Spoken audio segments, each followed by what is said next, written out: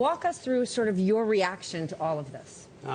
It's very hard to describe. This morning I was watching the funeral, and I have to admit I was crying. So it's even more difficult because I couldn't be there. So because it's not safe. Unfortunately, my trip to Moscow will be, a one-way ticket with predictable consequences. So I'm ashamed to hear all these speculations about, different possible suspects and scenarios. When you investigate the crime, you should look for the motive and capability. And Boris Nemtsov was the most vocal critic of Putin's regime. He released numerous reports about corruption, violation of human rights, annihilation of democratic institutions in Russia. And most importantly, he was about to release his new report about the presence of Russian troops in the eastern Ukraine. That the report that will include testimonies from the soldiers, their families, a lot of material that will compromise Kremlin. I will reveal Putin's lies. Could we still see that report? I doubt very much, because one of the first things that police did, after washing away all the traces on the murder spot, as we could see, they rushed into Boris' apartment and seized computer and every bit of information they could find. Garry, Boris clearly knew there were risks. We know that his mother was terrified that he would be murdered. He expressed some similar concerns, although not to the same degree, in the days before his assassination. Given the fact that such a high-profile figure in the opposition was taken out in this manner, what do you expect from opposition politicians and those just more generally opposed to the Putin regime will do going forward? I think this message was very clear. Anybody in Russia who speaks against Vladimir Putin is a dead man?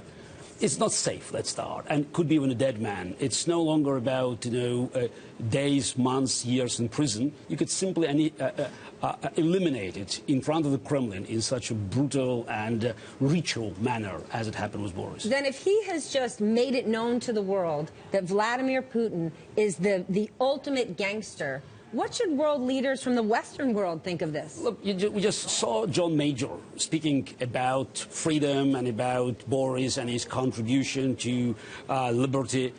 John Major's signature was on the document of Budapest Memorandum in 1994, alongside with Bill Clinton, who was the President of the United States at that time, guaranteeing Ukraine territorial integrity in exchange for their nukes. It's not about one or two nuclear devices. Ukraine had the third largest nuclear arsenal in the world, bigger than China, UK, and France combined. So can you imagine Putin would do anything against Ukraine if he had hundreds of nuclear warheads 300 miles away from Moscow? So Ukraine disarmed, and for 20 years invested almost nothing in the army because it believed it was protected by the United States and the United Kingdom. And now? Are you saying, Garry, look, I understand the point that you're trying to make, but is that tantamount to saying that there is blood on the hands of Western nations? No, it's not about nations, it's about leadership. So, well, we collectively take responsibility. We put those leaders in office. Yeah, look, if the world is getting more and more a dangerous and unsafe place, so someone is responsible, and naturally people who could change the course of the events, like the President of the United States, the Prime Minister of the United Kingdom, the German Chancellor, they should at least share the responsibility for what should they do? I mean, if you were sitting with President Obama today, what would you tell him to do? To resign. To resign? Because, he's... Over this issue? No. It's just, look what's happening. I believe every thug in the world is counting, the remaining time. 22 months in the office. They have time. How does President Obama's resignation solve that? But look, it's okay. I have to apologize. I'm emotional. But, it's just he proved to be a weak leader, and he is at top of the free world. This is the only man that Putin counts as a potential opponent. And looking at Obama's actions, or in fact inactions, in Syria, and you start counting, I mean, Putin believes he can do whatever. And every negotiation, whether it's Iran, Cuba, or whatever, shows that America is weak, America is indecisive, and America is not willing to take the responsibility which is supposed to carry as a leader of the free world. What would a strong leader be doing? The strong leader will not let it happen, because things with guys like Putin, do not happen overnight.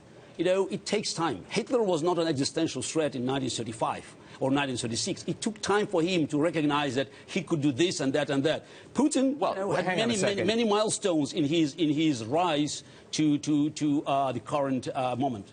But I understand that things take time, but my impression is that pretty much everybody was surprised by his incursion into Crimea, for example. Was that? Yeah, but it's just, it was a surprise. I put it on my Twitter, on February 20th, and President of the United States has CIA, and you name all these, intelligence agencies.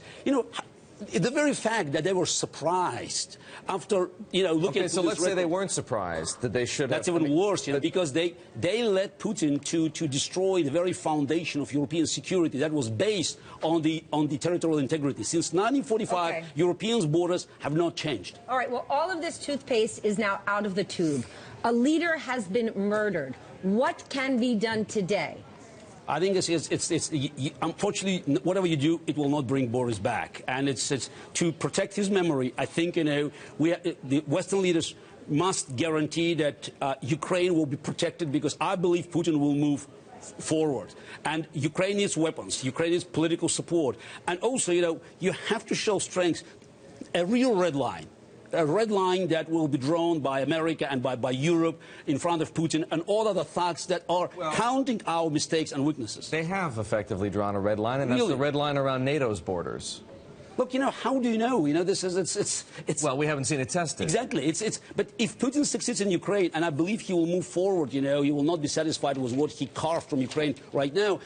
Are you sure that, you will not hear the same voices that Estonia, Latvia, and all these Eastern European countries that we cannot find on the map, they are worse of a single American life? Gary, before we go, you are more passionate than ever. Aren't you afraid of your safety? For your safety? Look, how can I be afraid? Because, I'm in New York, and Boris was killed in Moscow. So I believe I have to speak, just to elevate his memory. You don't think he was there? You don't think there's Russian gangsters in New York? No, still okay. I have some faith in U.S. police.